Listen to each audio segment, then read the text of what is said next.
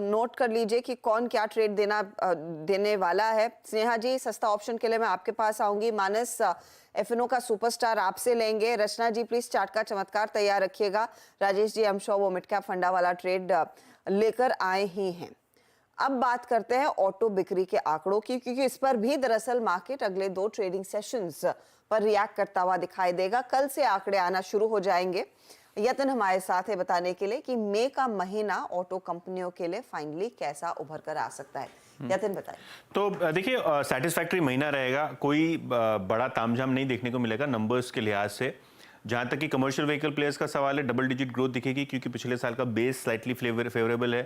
Two wheelers और four wheelers में अगर हम कहें तो 5 से 10% के आसपास की ग्रोथ रहेगी। खास करके फोर व्हीलर्स में थोड़ा बहुत प्रेशर देखा जाएगा, क्योंकि ग्राउंड पे इन्वेंट्री बढ़ रही है, नए मॉडल्स की मांग है, पुराने मॉडल्स थोड़े सुस्ता रहे हैं। तो कहीं ना कहीं ये एक मॉनिटरेबल रहेगा।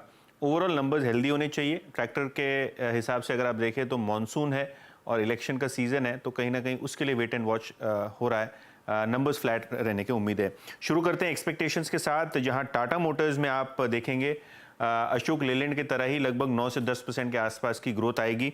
टाटा मोटर्स का numbers close to 82,000 units expected है, और अशोक लेलैंड 14,500 यूनिट्स के आसपास की बिक्री नोमुरा मान के चल रहा है कि यहाँ आती हुई आपको नजर पड़ सकती है। मारुति सुजुकी बिल्कुल फ्लैट रहेगा। पिछले साल का बेस बड़ा है, कोई सिग्निफिकेंट बड़ा लॉन्च नहीं हुआ है, तो कहीं ना कहीं यहाँ आपको दिखेगा कि नंबर्स बिल्कुल ही फ्लैट हैं। एमएनएम ऑटोमोटिव हालांकि 23% की ग्रोथ दिखेगी यहाँ, क्योंकि ज़बरदस्त मॉडल्स काम कर रहे हैं, और आपकी स्क्रीन पे XUV 700 देख रहे हैं, यहाँ सबसे ज़्यादा कंट्रीब्यूशन और ग्रोथ आता हुआ नजर पड़ेगा। ट्रैक्टर सेगमेंट में बिल्कुल ही फ्लैट ग्रोथ रहेगी, 1-2% ऊपर नीचे यहाँ आपको होता हुआ दिखाई पड़ेगा। नंबर 33,000 यूनिट्स के आसपास। फोर व्हीलर्स के बाद बात करते हैं टू व्हीलर्स की, जहाँ बजाज ऑटो एक्सपोर्ट मार्केट सुस्ता रहे हैं, लेकिन डोमेस्टिक डिमांड है। 4% की ग्रोथ एक्सपेक्ट कीजिए।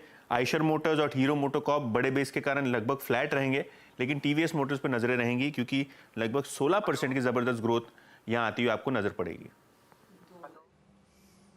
ओके यतिन, बहुत बहुत शुक्रिया। तो ये कुछ ऑटो सेल्स के आंकड़े जिन पर नजर रहेगी। मीनवाइल एक बार HDFC बैंक का इंटरडे चार्ट देखिए। स्टॉक डे हाई पर इस समय, और मार्केट को थोड़ा सपोर्ट करता हुआ ये स्टॉक खासतौर से बैंक निफ्टी को वापस 176 पॉइंट की रैली बैंक निफ्टी पर।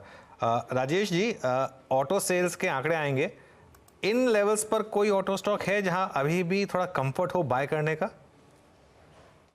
देखिए, सीधी बात अगर बोली जाए तो इन लेवल्स पे जो भी पॉजिटिव्स थे इस तिमाही के नतीजों के कह लीजिए या मंथली आंकड़ों के कह लीजिए, ऑलरेडी डिस्काउंटेड है फॉर शॉर्ट टर्म।